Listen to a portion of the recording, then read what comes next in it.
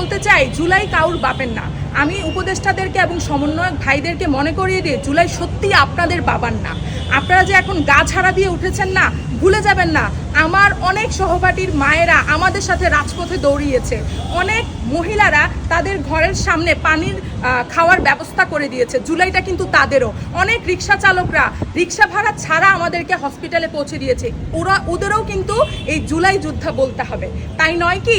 জুলাই কি আপনাদের? কেন, আমার একটা প্রশ্ন, এত এত সমন্বয়ক, এত এত উপদেষ্টা, তারা কখন কি করতো? তাদের পিচানো শরীরের ছবি আমাদেরকে দেখাইতো, তাদের শরীরে যে ক্ষত হয়েছে সেটা আমাদেরকে দেখাইতো, আমাদের রক্ত গরম করে ফেলতো ফেসিবাদ সরকারের বিরুদ্ধে। সেই জায়গা থেকে আজকে যে তোমরা 10-20 হাজার টাকা দামের একটা পাঞ্জাবি পরো, 2000, 4000, 5000 টাকা দামের, 20,000 টাকা দামের জুতা পরো, 1.5 কোটি 2 কোটি টাকা দামের গাড়িতে চড়ো, কই এগুলোর স্বাদ তোমরা একাই গ্রহণ করছো? এগুলোর স্বাদ গ্রহণ করারও তো কথা ছিল না। তোমাদের উদ্দেশ্য থাকা দরকার ছিল আমাদের বাংলাদেশকে দরিদ্রমুক্ত করা, আইনের প্রতিষ্ঠা করা। সেই জায়গা থেকে তোমরা এখন আইন হাতে নিয়ে ফেলেছো।